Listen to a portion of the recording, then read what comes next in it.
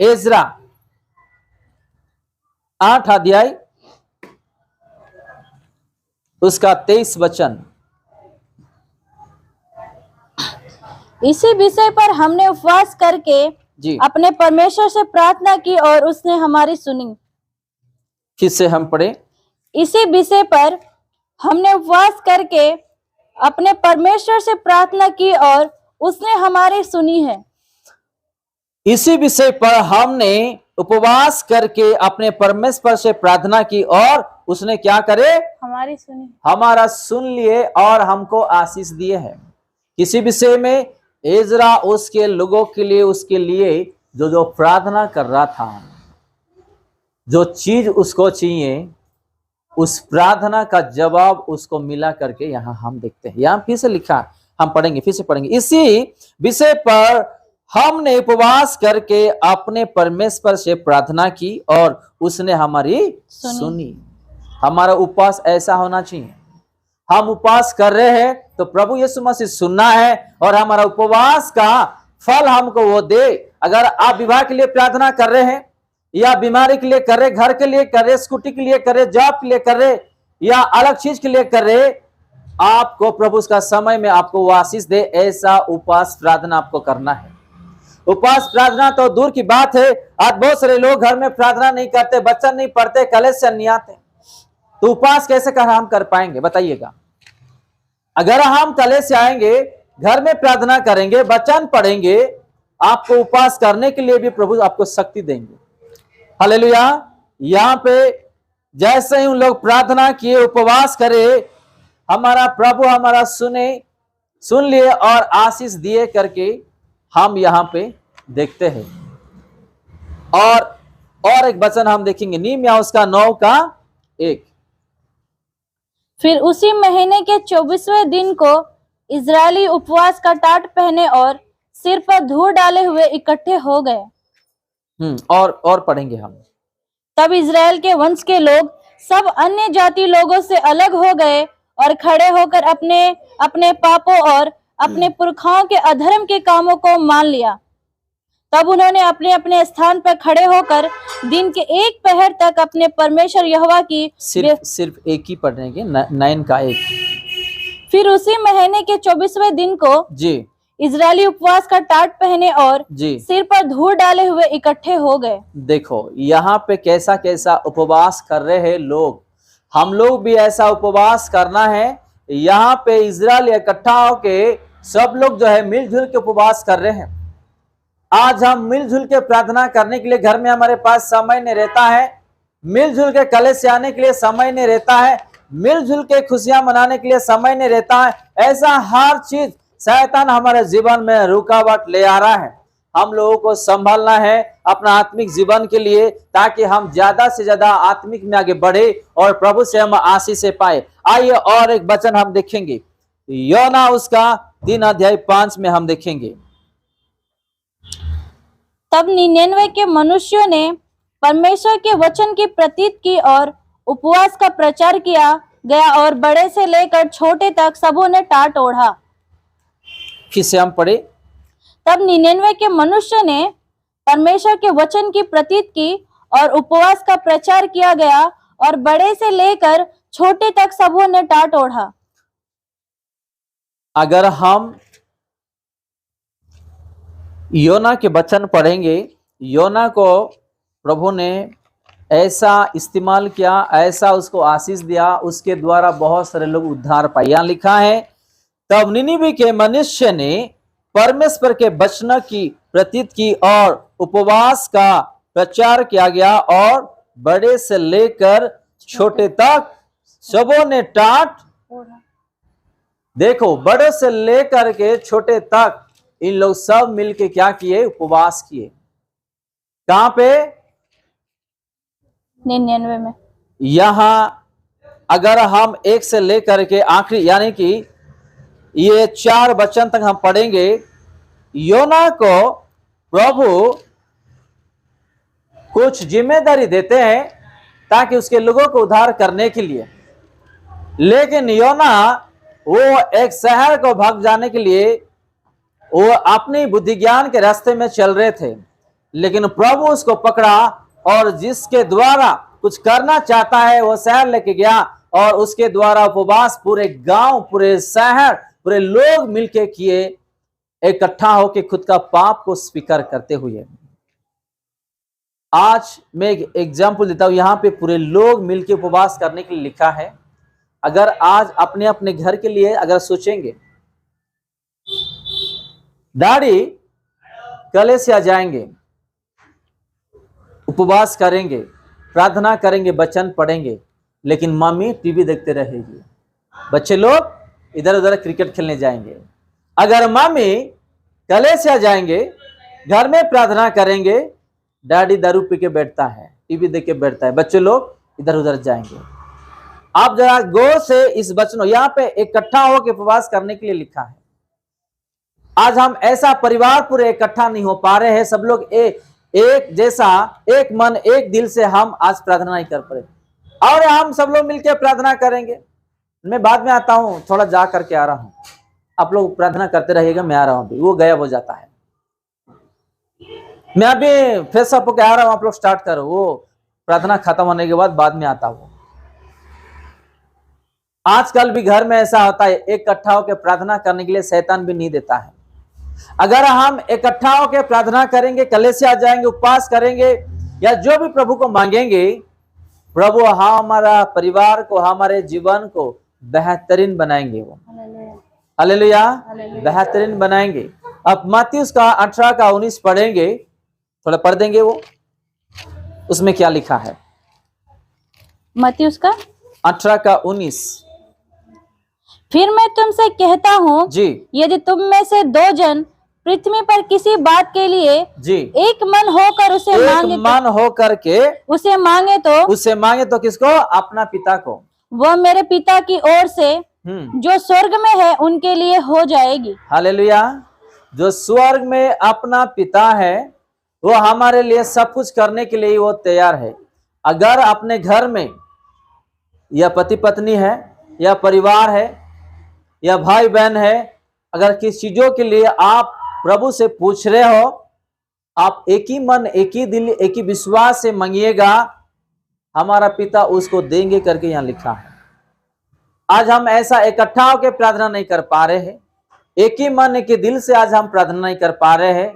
अगर पत्नी जाएंगे तो पति नहीं जाएंगे, पति जाएंगे तो पत्नी नहीं जाएंगे, बच्चे जाएंगे तो माता पिता नहीं, अगर माता पिता जाएंगे तो बच्चे नहीं। इसलिए कुछ कुछ चीज भी हमारे परिवार में, अपने जीवन में असर पड़ता है। चलिए और एक वचन देखेंगे और हम समाप्त करेंगे। दानियल उसका 9 का 3।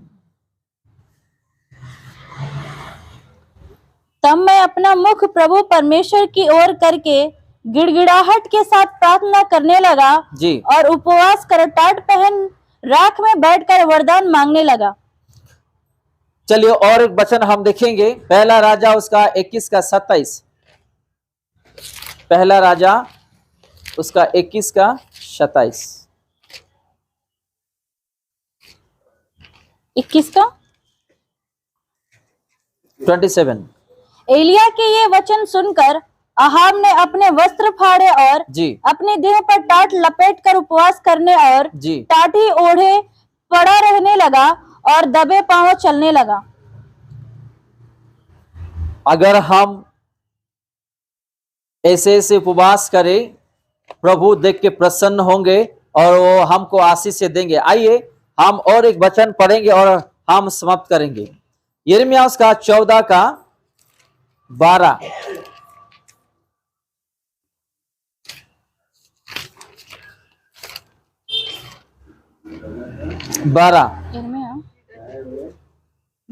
चाहे वो उपवास भी करो दे, और चाहे वे होमबलि और अन्नबलि चढ़ाए तो भी मैं उनसे प्रसन्न न होऊंगा। जी मैं तलवार, महंगी और मरी के द्वारा उनका अंत कर डालूंगा।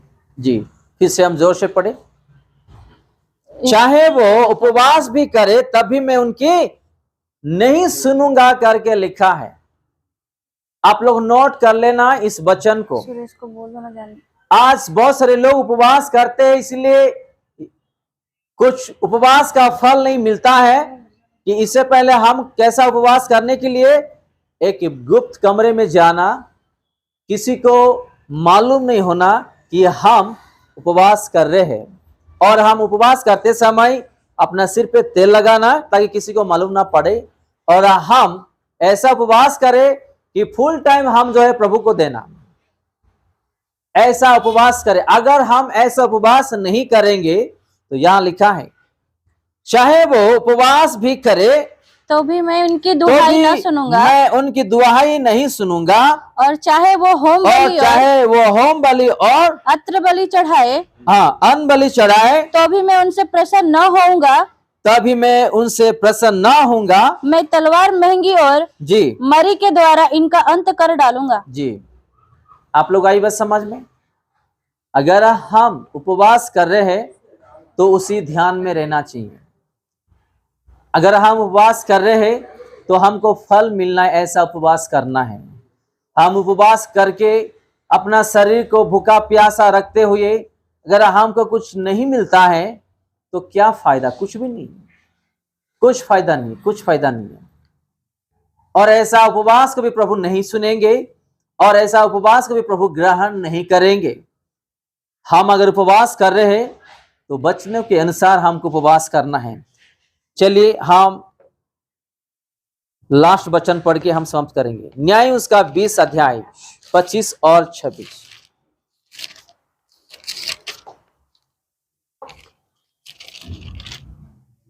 न्याय उसका 20 अध्याय।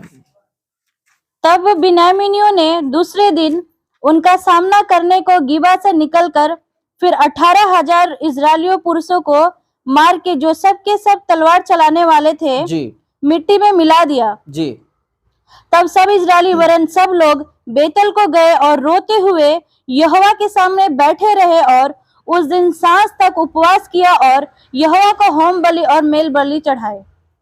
इन लोगों को जब दुख आया, समस्या आया, इन लोग क्या किए? हम बलि चढ़ाए और उपवास किए, प्रार्थना किए करके हम देखते हैं। आज हमारे जीवन में दुख आ रहा है, कष्ट आ रहा है, समस्या आ रहा है, विपत्ति आ रहा है, बीमारी आ रहा है, परीक्षाएं आ रहा है, शैतान शत्रु कुछ कुछ कर दे रहे अपने परिवार को, जीवन को। लेकिन आज हम ऐसा प्रार्थना, ऐसा उपवास करने के लिए आज हमारा मन नहीं लगता है कि नहीं?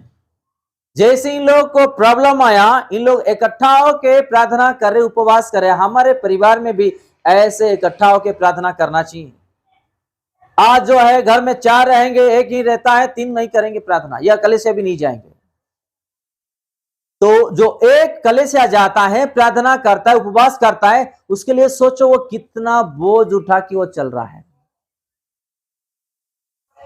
क्योंकि वो वचन को फॉलो करता है और परमेश्वर को विश्वास करता है।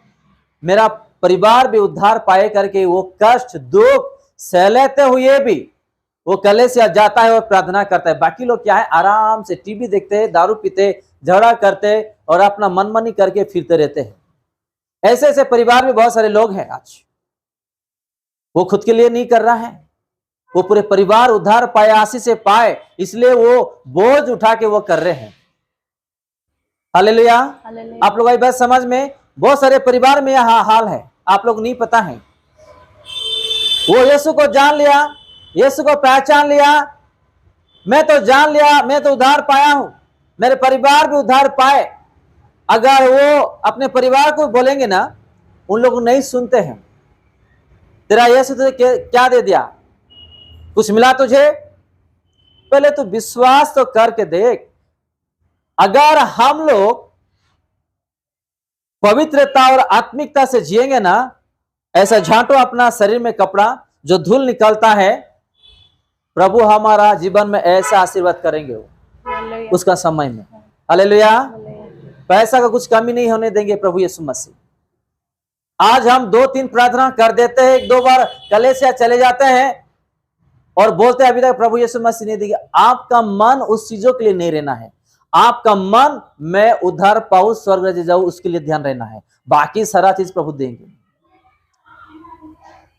आज जो है लोग उल्टा मांगते हैं प्रभु से। क्या उल्टा मांगते हैं? पहले मुझे देना है। हमारे कलीसिया में बहुत लोग आए, ऐसे ऐसे लोग, अन्य लोग आए और बोले कि पहले प्रभु यीशु मसीह ये दे दे, उसके बाद हम विश्वास करेंगे। अरे आप डिमांड कर रहे हो, आप हॉस्पिटल जाके बोल सकोगे डॉक्टर को पहले मुझे चंगाई दे दो, मैं बाद में आपको पैसा दूंगा? आप बोलोगे? आप यीशु को डिमांड कर रहे हो, आप यीशु को आप डिमांड कर रहे हो, जो यीशु आपके लिए, मेरे लिए, हम कौन, एक मिट्टी इंसान, हमारे पास पवित्रता नहीं है, कुछ भी नहीं है, हम जैसे लोग उद्धार करने के लिए स्वर्ग छोड़ के आया, आज हम डिमांड करते हैं। बहुत सारे लोग ऐसा है, मेरे हिसाब से मैंने प्रार्थना कर दिया, उन लोग गए अभी तक लौट के नहीं आए। और कुछ कुछ लोग ऐसे भी है बीच बीच में आते हैं, प्रार्थना करके चला जाता है। आप लोगों को पता है, आप खुद देखिए, मैं ऑनलाइन में इसलिए नाम बोल नहीं सकता हूं, ऐसे भी है। तो ऐसे लोग फल नहीं फलने वाले हैं, आशीष नहीं पाने वाले हैं। अगर आप स्पिरिचुअल हो, प्रभु को जानते हो, वचनों को जानते हो, एक जगह में खड़े हो जाओ टिके हुए, प्रभु आपको आशीर्वाद करेंगे, प्रभु आपको आशीर्वाद करेंगे। प्रभु भी कुछ देने से पहले वो परीक्षाएं करेंगे, आपको ऐसा थोड़ी वो नहीं देने वाले हैं। अगर स्कूल और कॉलेज में कोई स्टूडेंट जा रहे हैं, उसका बिहेवियर कैसा है, वो कैसा पढ़ता है, कैसा सुनता है, उसको देखते हैं कौन?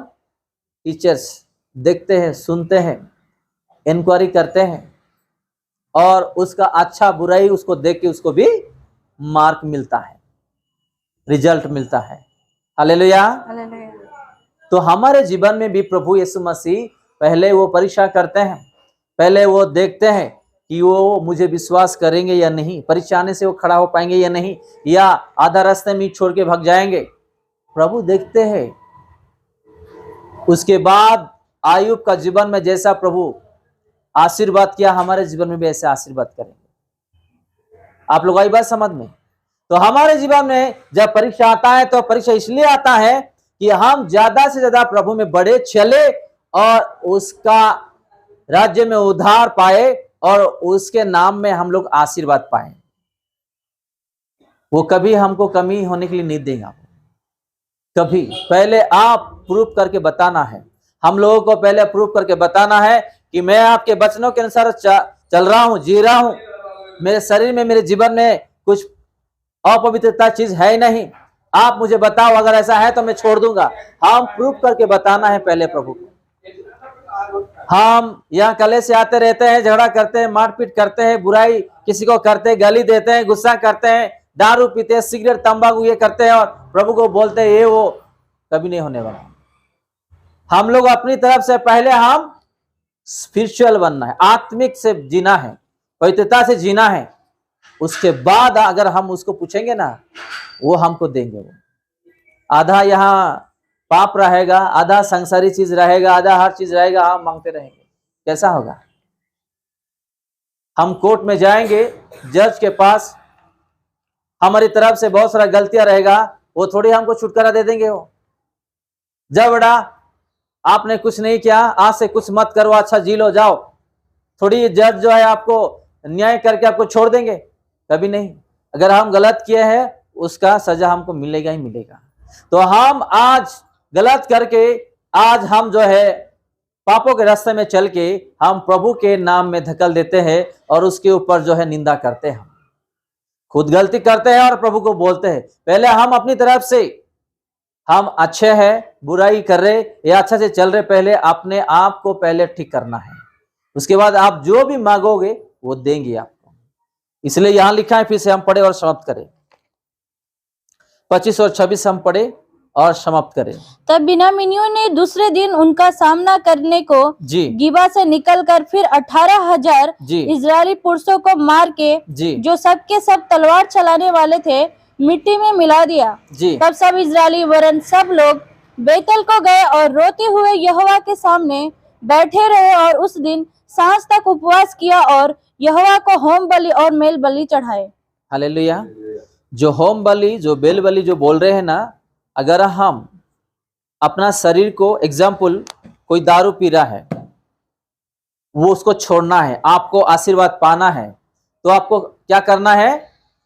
अपना शरीर को आप बलि कर रहे हो। जब तक कि आप बलि नहीं कर रहे हो, आपको उसको छुटकारा नहीं मिलने वाला। एग्जाम्पल दे रहा हूं। या किसी को कुछ पाना है, तो उस पाने के लिए आपको कुछ चीज को जो है खोना है।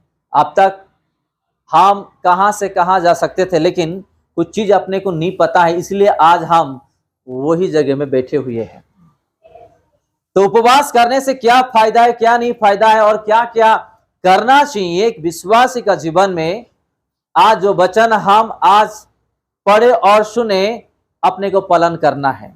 अगर उपवास कर रहे हैं तो ऐसा उपवास कीजिए ताकि किसी को पता नहीं चलना है, और उसका रिजल्ट आपको अच्छा से अच्छा मिले, और आपको जो है दूसरे लोगों के लिए एक यानी कि एक विश्वासी, एक आत्मिकता यानी कि एक प्रचारक बने, और आपके द्वारा भी कुछ परिवार भी उद्धार पाए।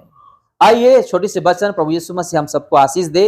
उपवास के बारे में जो भी हमने आज पढ़े और सुने, हम ऐसा उपवास करें और आगे से आगे हम बढ़ता जाएं। आइए